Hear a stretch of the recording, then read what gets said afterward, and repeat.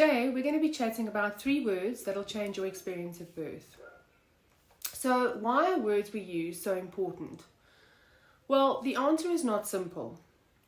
Our brains are made up of many memories, reference points, past experiences, our beliefs, and our values. And when we think of a word, it may mean different things to different people. Let's use a common word like coffee. That is a word most people can understand, right? Or would understand. Well, if I were to ask a 3-year-old what the word coffee may mean to them, it might be something that their mother drinks in the morning. If I were to ask a teenager what does the word coffee mean to them, it may be something that they're about to be experimenting with, acquiring a taste for, and may not have been something that they've been exposed to before before their teen years.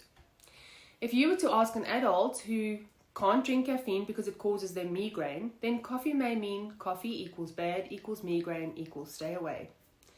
If you were me, for example, you may think coffee means your first drink in the morning. I enjoy my coffee hot and it's part of my morning routine. I love it.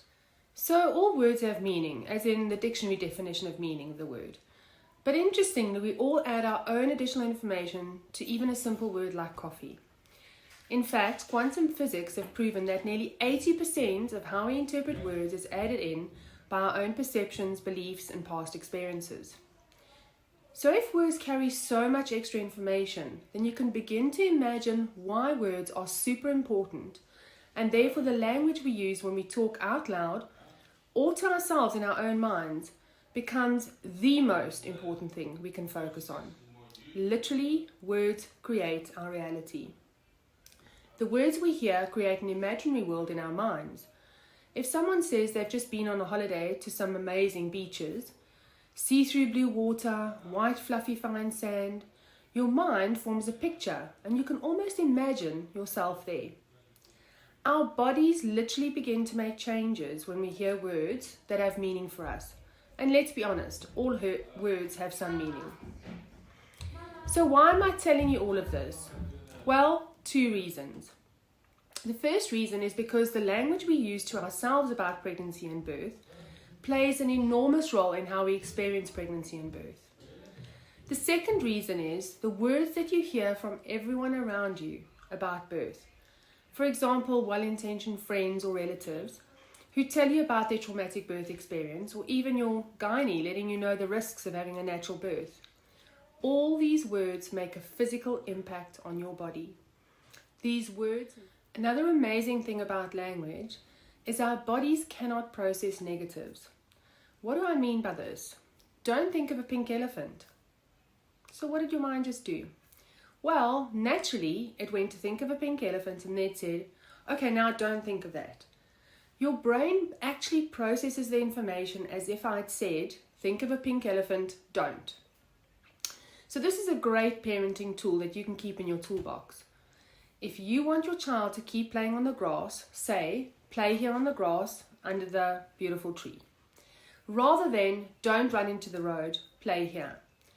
Can you see the difference? So when I said, don't run into the road, your mind immediately needed to see the child in the road. And that is the same for everyone.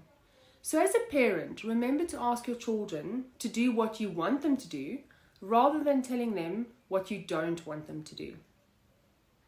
Now let's bring this back to birth. I'm sure many of you will know exactly what you don't want as a birth experience, and that's okay. Now I want you to use that information and formulate what you actually do want. For example, I don't want to have unnecessary intervention during birth. Perfectly acceptable, but in my head, I'm already seeing all the intervention. So now rephrase that into what you really do want. For example, I want a natural, safe, and positive birth experience. Do you feel the difference?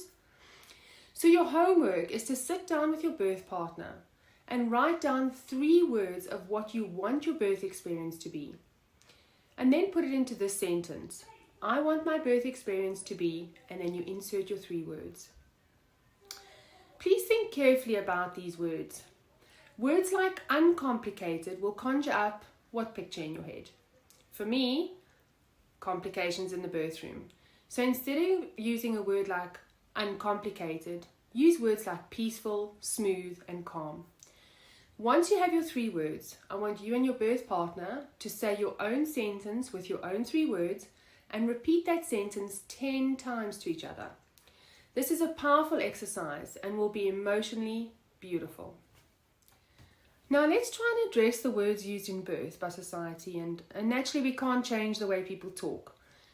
But what we can do is we can reframe or change those words in our own minds.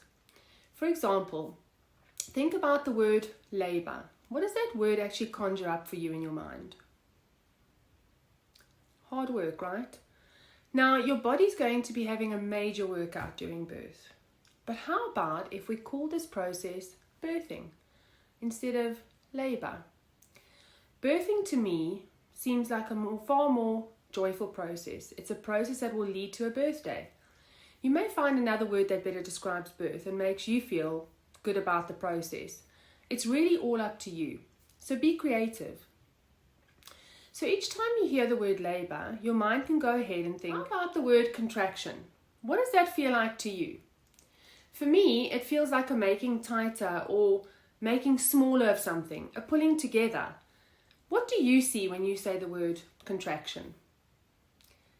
Now, there is a medical reason that this word is used during birth, and it's because one set of muscles in the uterus contract during birth. But this word doesn't really help us open up and expand, which is exactly what we actually want to be doing during birth. This word unfortunately has the opposite effect. So again, how about using a word like surge or wave? These words can be used and they actually conjure up a kind of flow of energy rather than a closing down feeling. After all, a contraction is meant to open up and expand your cervix, right? So again, you can change that word for yourself and think of it as a surge or a wave. It just gives you a wider option of experiences that'll be more useful for you during birth. Last word for today. How about the word pain?